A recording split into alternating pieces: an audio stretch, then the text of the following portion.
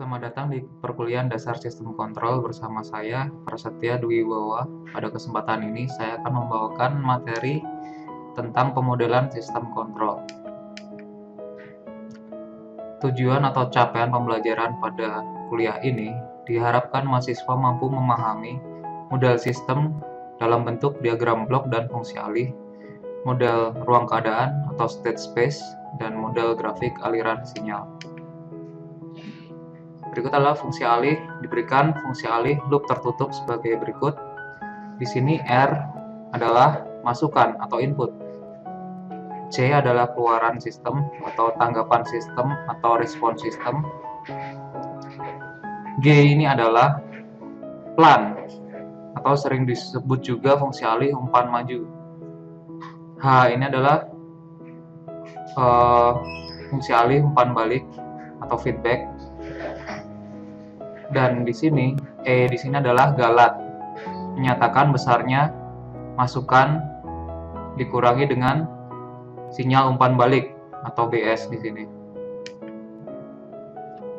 Beberapa aturan penyederhanaan diagram blok sebagai berikut. Jika kita pindahkan G masuk ke dalam pada ruas kanan sebagai berikut, maka kita bagi dengan pada umpan baliknya kita bagi dengan 1/G.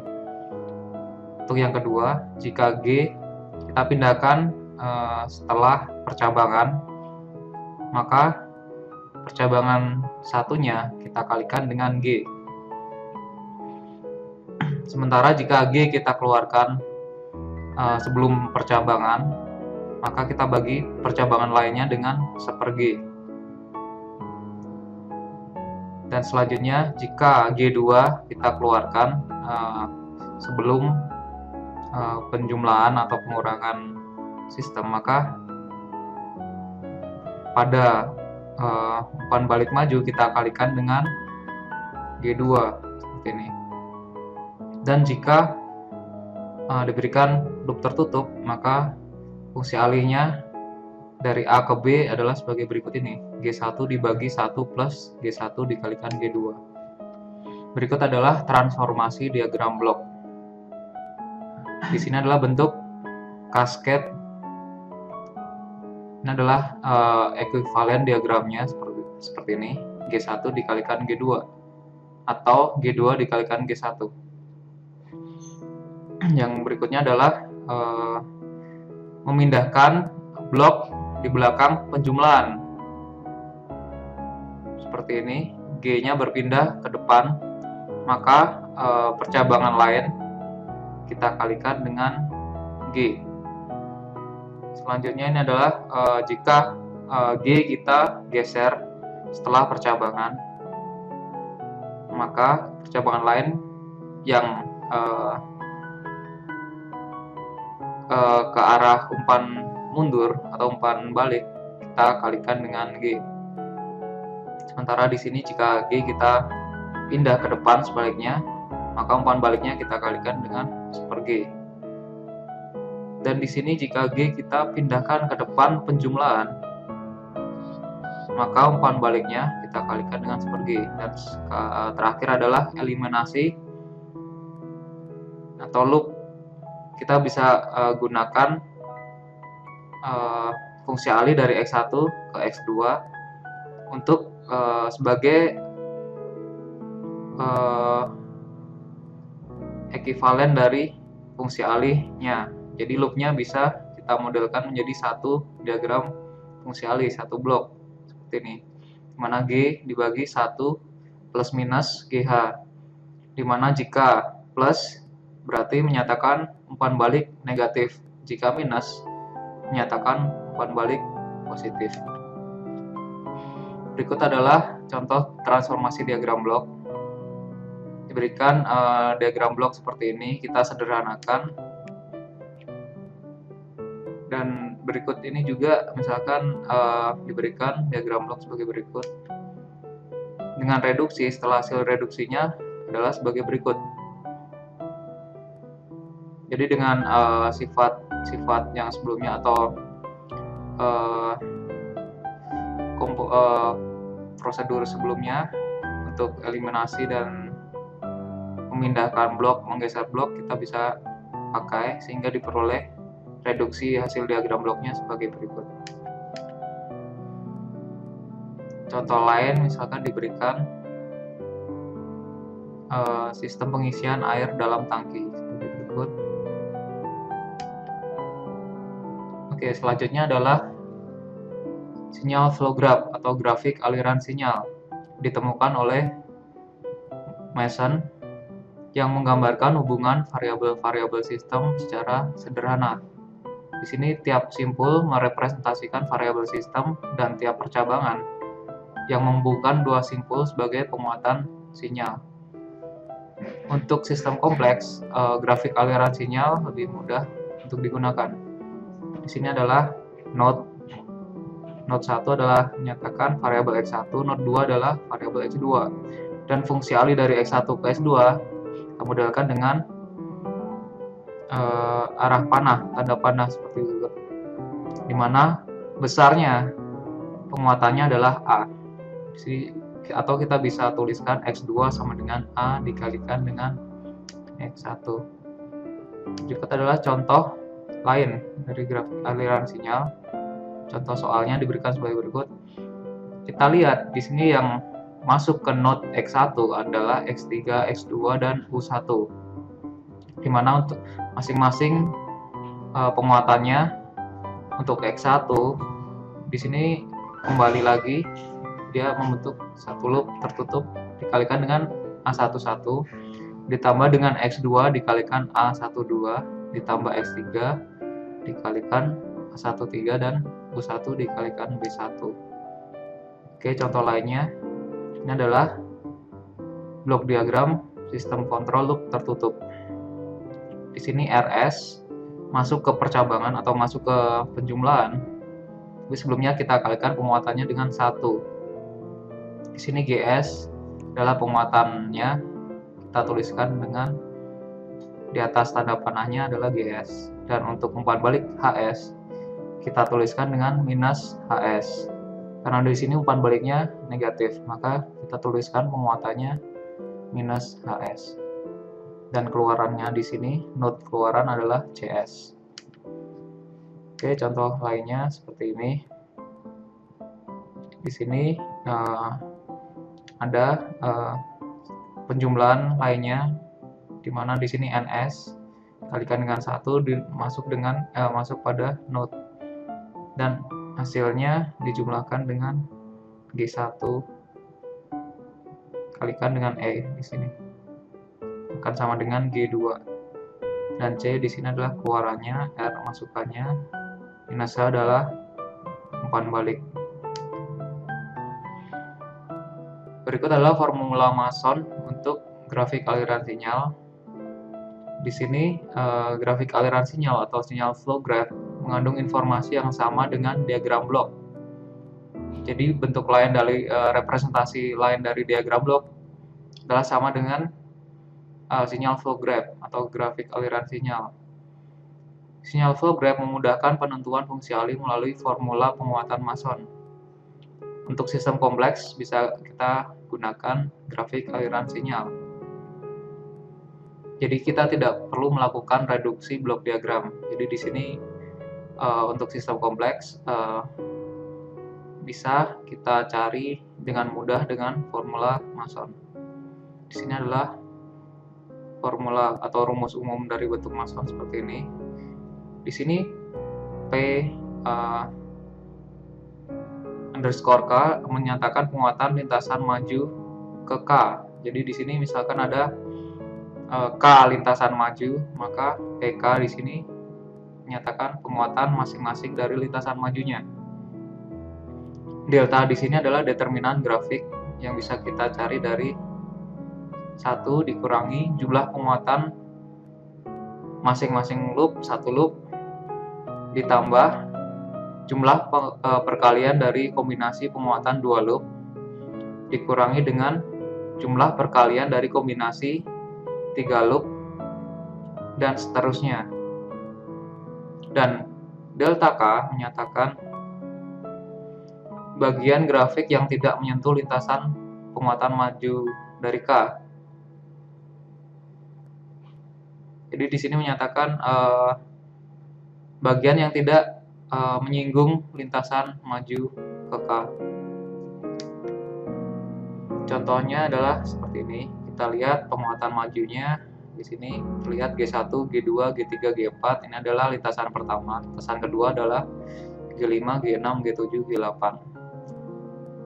Determinannya kita bisa cari dari pertama kita tentukan masing-masing loopnya. Loop 1 di sini adalah G2 kali H2, loop 2 G3 kali H3, loop 3 G6 kali H6, loop 4 G7 kali H7. Jadi kita perlu determinannya, yaitu 1 dikurangi jumlah total loopnya dan ditambah dengan jumlah perkalian atau kombinasi dari dua loop yang tidak bersinggungan. Di sini terlihat bahwa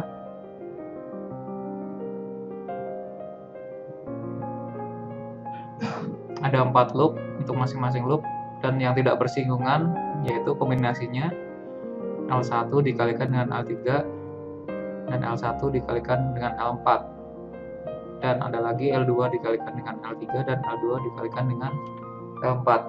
Dan untuk kombinasi 3 loop di sini tidak ada. Sedangkan ini untuk kofaktor determinannya kita bisa cari dari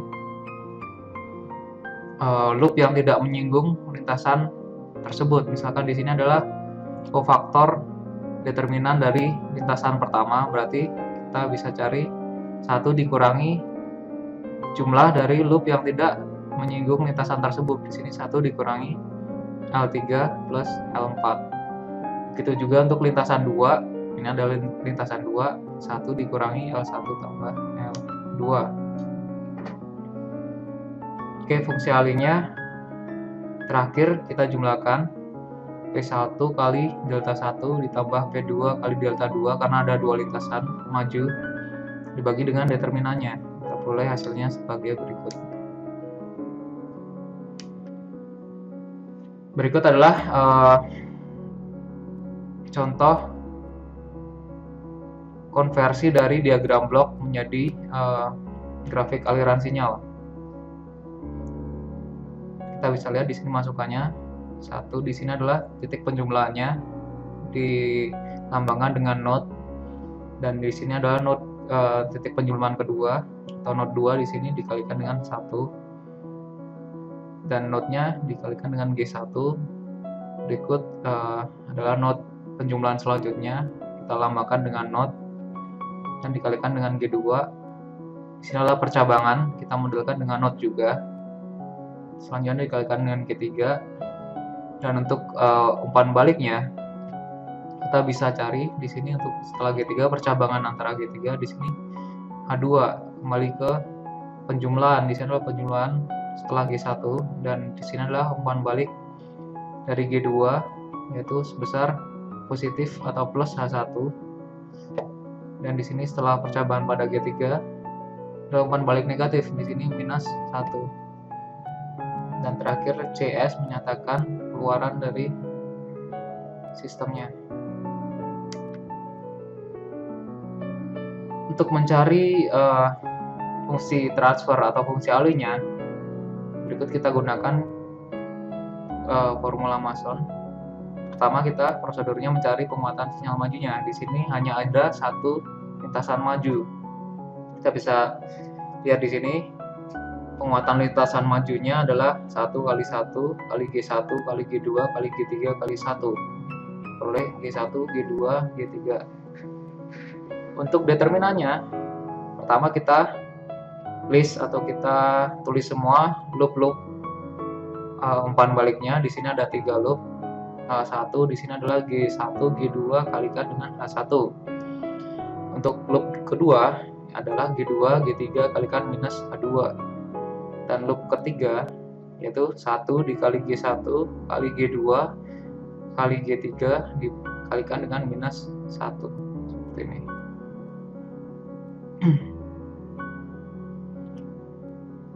Dan untuk sigma L1 atau sigma merupakan jumlah loop untuk satu loop. Di sini adalah L1 plus L2 plus L3 plus L4.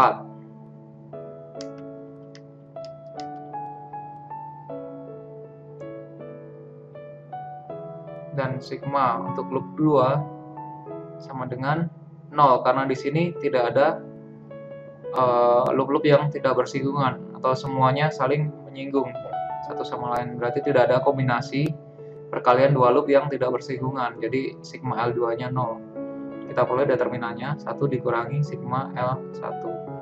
Untuk kofaktor determinannya, karena hanya ada satu penguatan lintasan maju, maka kofaktornya juga ada 1. Dan kita lihat di sini tidak ada lintasan lain atau tidak ada loop yang menyinggung, semua loopnya menyinggung pada lintasan 1. Jadi di sini faktornya hanya kita delta 1 sama dengan 1.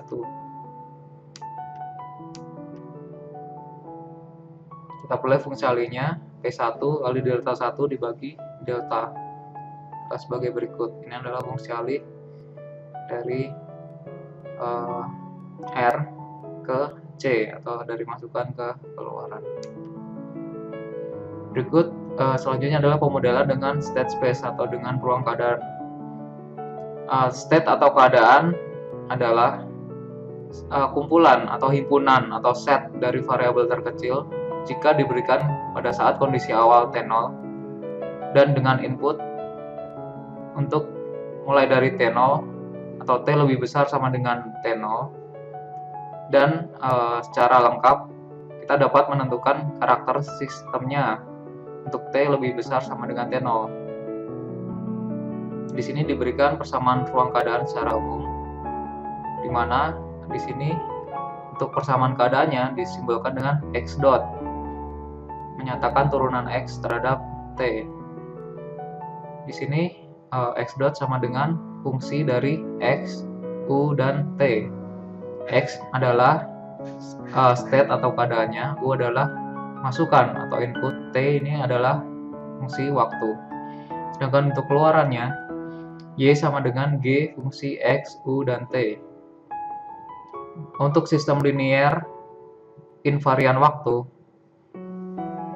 kita bisa modelkan persamaan ruang keadaannya menjadi sebagai berikut, di mana A, B, C, D adalah menyatakan matriks konstanta ruang keadaannya. Berikut adalah diagram blok linear state space. Jadi untuk state space saja di sini dari persamaan sebelumnya kita bisa cari. Di sini X dot, perhatikan di sini merupakan A dikali X ditambahkan dengan B dikali U. Di sini adalah lalu ada simbol penjumlahan atau somasi di sini. Sementara di sini Y sama dengan C dikalikan dengan X. Perhatikan di sini C dikalikan dengan X ditambah dengan U, D dikalikan dengan U. Jadi ini adalah blok diagram ruang keadaan. Berikut diberikan contoh adalah sistem pegas dengan diberikan damper atau peredam di sini dengan masanya M dan di sini konstanta pegasnya K. Kita turunkan persamaan dinamika sistem. Di sini kita gunakan hukum Newton. Kita lihat jika diberikan masukan U, maka persamaan dinamika sistem adalah sebagai berikut. M kali Y double dot tambah B dikali Y dot tambah K dikalikan Y sama dengan U. Dan kita tentukan state atau variabel keadaannya sebagai berikut. State 1 adalah Y, atau di sini Y menyatakan perpindahan posisi dari benda M, dan Y dot adalah perpindahan posisi dari terhadap benda M terhadap waktu atau kecepatan dari benda M. kita peroleh X1 dot atau Y kita dotkan akan sama dengan X2. Dan untuk X2 dot kita lihat di atas ini, X2 dot adalah Y double dot. Di sini kita bisa cari X2 dot sama dengan, kita pindahkan ke ruas kanan, min K per M X1 dikurangi B per M dikalikan Y dot adalah X2 dan ditambah U per M. Di sini U per M. Selanjutnya kita masukkan ke dalam matriks state space atau matriks ruang keadaannya. Di sini X-nya terdiri dari X1 dan X2. Di sini X1 dot dan X2 dot sama dengan, dari persamaan di atas ini kita bisa tuliskan ke dalam matriks. Ini adalah matriks ruang keadaannya. Di sini A dan di sini adalah B. Matriks A dan B, matriks ruang keadaan. Dan untuk keluarannya, kita misalkan keluarannya adalah posisi, berarti Y sama dengan X1, sebagaimana di awal kita tentukan state-nya. Dan di sini adalah dalam vektor matriks sebagai berikut. Ini adalah C. Matriks C adalah sebagai berikut. Dan kita selanjutnya dibuat bentuk standarnya. Cari matriks konstanta, matriks dari ruang keadaannya A, B, dan C, dan D. Selanjutnya pemodelan sistem kontrol bisa kita modelkan dalam fungsi alih. Di sini adalah fungsi alih menyatakan perbandingan antara keluaran sistem dengan masukan. Keluaran adalah Y dan masukannya adalah, atau input adalah U di sini. Untuk state space, kita bisa cari fungsi alihnya dengan syarat kondisi awal state-nya adalah 0 atau X0 sama dengan 0. Jika tidak 0, kita tidak bisa mencari fungsi alih. Jadi fungsi alih bisa kita cari jika kondisi awalnya sama dengan 0, kondisi awal dari state-nya. Ini terlihat X dot T sama dengan X kalikan X S dalam S dikurangi X 0. X kecil dalam domain waktu, kondisi awalnya kita anggap 0 untuk mencari fungsi alih. Oke, jadi ini adalah fungsi alihnya, bentuknya seperti ini ya.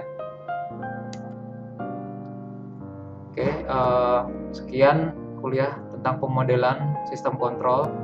Jadi di sini kita sudah belajar pertama dengan menggunakan blok diagram. Kita bisa cari penyederhanaan blok diagram dengan reduksi blok diagram, atau bisa juga kita gunakan grafik aliran sinyal atau sinyal flow graph. Selanjutnya kita belajar tentang state space atau ruang keadaan, di mana sistem bisa kita modelkan dalam bentuk matriks ruang keadaannya. Dan terakhir kita belajar tentang fungsi alih. Sekian dan terima kasih. Sampai jumpa di perkuliahan selanjutnya.